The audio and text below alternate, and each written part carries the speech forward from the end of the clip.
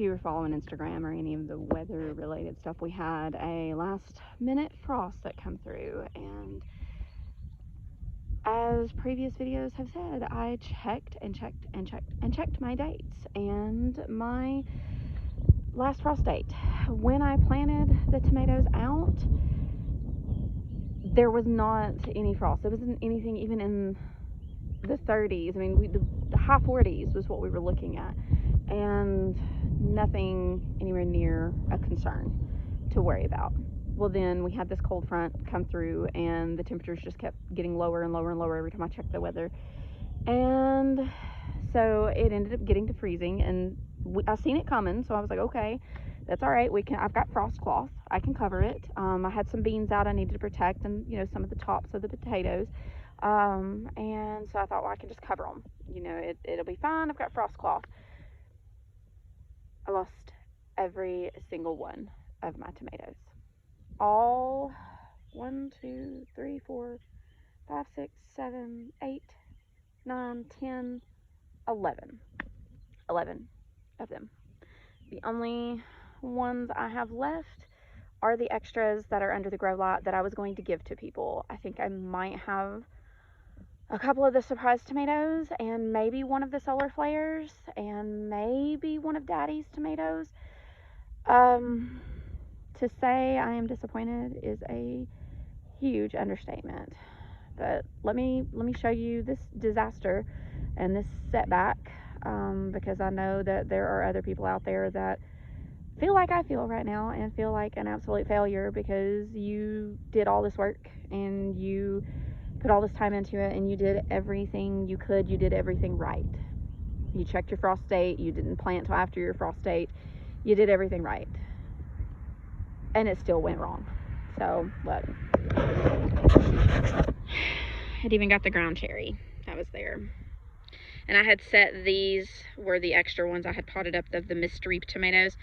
I had them under the frost cloth as well, had the cages set up, had it weighed down with the wood, make sure it wasn't going anywhere. It didn't do any good. As you can see, every one of them is limp, it's dead. I mean, my biggest and my healthiest plants, like, this is what frost does to frost tender plants. Ultimately, plants, their cell walls are very rigid and they can't take being frozen because they have a lot of water in them. They can't take being frozen, and they can't expand and contract. Basically, their cell walls explode because of the water, and it kills them. And so this one is a teeny tiny growth there. These are still alive. If I leave this, maybe it'll come back, but it's a far cry from the plant that it was. A lot of the other ones, I mean, these are well and truly gone. I'll check the rest, see if I have any little growths, but yeah, they are well and truly gone. So let's look over here, because I did have a couple. I mean, all the things over here, none of the things in here had come up yet, so none of these things were a concern, and I knew that when I planted. I knew that none of these would be up, even with that frost date, or that last frost coming through. But I did have a couple of little squashes over here that were trying to come up, and I buried them. I didn't want them to get frostbit, and they feel frostbit. They may survive, but I heavily planted this because I did saved seed. This is spaghetti squash, and so even if I lose the one or two, there were two that came up. Let's see, here's the other one. Yeah, that one definitely got bit. I've got others. If you look here, trying to be positive. Look at that. That one's coming up. That one's healthy. That one must not have broke the surface until this morning. And then this one's trying to break the surface. And so there are others. Oh, look, there's another one. Trying to be happy or trying to be positive. It is really hard. None of the peas, it didn't get any. Obviously, peas are frost hardy. It didn't get any of those. I had these covered with a towel and just had it clipped to this and like weighed down. I lost this one. I mean, the rest of the leaves are kind of laid over, but they are not mush, so I believe that they will survive. Going up to the porch, and of course the radishes and the turnips and everything, I mean, look how thick they're getting. They absolutely love cold weather, so they're actually better for a frost on them. I might harvest a couple of radishes. But obviously none of the rest of the stuff that was out here is a concern, like cilantro, the strawberries. Some people worry about strawberries. These, I have not done anything for these. They have been just wild and grow on their own, and I mean, obviously they're very healthy looking. They're trying to put on tons and tons of strawberries, but we don't have enough pollinators yet, so they're not doing much.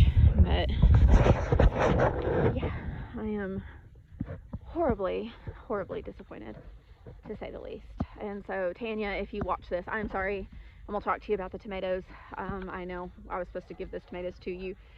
What I may try to do is I may try to plant those out, let them get bigger, and then take cuttings off of them and sprout the cuttings. They'll be behind the other ones, but it'll be faster than trying to start seeds.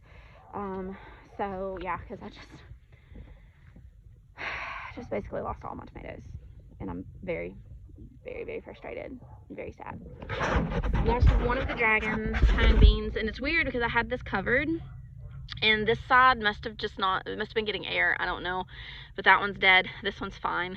I'm just gonna stick another one down in there because these grow really fast. Potatoes, the majority of them are fine, but I did get one or two that the tops are floppy on, like this one. Like this one, it was just like randomly got this one, but it didn't get the other two. Like I don't know why, but there's a few of them that it did get. Like this one's one of my real tall ones. I needed to mound up it got both of those tall ones, even though I had them covered. But yeah, this one's fine, that one's fine. And really, in the grand scheme of things, like I can cut this off and it will regrow. Like the potato will regrow tops on that. It'll just be slower. But yeah, looking at this, obviously kale is fine. None of the rest of this stuff is bothered by a freeze. That's why I didn't bother to cover any of the rest of it. The gladiolas being gorgeous. They are beautiful, even in rough weather. And the stupid thing about it is it's 70 out here today, nearly 65, 70. Lettuces are doing great. I probably should harvest some of those. They're supposed to be really good after a frost. Everything out here is fine. Other than like the cold weather stuff we've already talked about, that's not want to grow. But stupid maples, they're everywhere. But yeah, everything else seems to be doing okay. But I lost the tomatoes, all of the tomatoes. And just, I'm gonna walk back out here, troubleshooting what may have gone wrong. Obviously I've never, like everything that I've ever planted out at this time of year, like I did lose some stuff to frost last year, but it was like okra I had started from seed. It was not stuff I was planting out, and I wasn't doing as much research then. And we did have a late frost last year, but it was like mid-April, not like going into late April when that happened. And I did lose those, but I wasn't doing the research then that I am now. And so doing that research and gardening in the fall last year, I got frost cloth. I used the frost cloth in the fall. It seemingly worked fine, but I was using it in a smaller contained area. I don't know if it's because the space was too large, if it was because it was so stinking windy. Because another thing, guys, that I'm sad about. So I showed it on Instagram, but I don't think I showed it on video because I didn't want to climb up in there with the video. But there was a bird's nest right there, like up there, and it got blown out. It had 3 eggs in it, and you can see the eggs kind of smashed up there. This is the second year that has happened. Last year the same thing happened. We had a storm come through in April. There were eggs up there. The kids had been watching them. The storm came through, blew the nest out, killed the baby birds. And the kids found them before I found them, of course, because they were in their playhouse. And so I'll have to clean that up before they find out about it. All they'll know now is that the nest is gone, and Trig is going to be upset because he's really been watching that nest this year. But yeah, guys. I mean, back to the tomatoes, I don't know what I could have done differently other than not planting them out, but I really did not know to expect this. It was, obviously it was a late one. It was past our last frost date. When I checked, I swear I checked this like a million times because I've been so paranoid. And it's awful because it makes you feel like such a failure. I mean, I planted these back in February. Was it in February? I mean, really, guys, these things have been going on almost 3 months. I mean, I put 8, 9, 10 weeks of my life going downstairs, turning on the grow lights, watering them, potting them up, turning the grow lights off, making sure that they're not too leggy, making sure the lights are close enough, making sure that they're fed, doing all of these things to keep them healthy and get them to this point. And I swear in my last video, I must have jinxed myself because I said, I got it to this point. I did it. I got them past the frost date and got them in the ground. I was so proud of that. Well, pride comes before a fall, apparently. And here we are. So I'm trying to be positive because there are positives. I didn't lose all the beans. Though granted, beans grow really fast, and I would have rather have lost the beans than the tomatoes. My husband's even now texting me saying, we have a long grow season, like we could always start more tomatoes.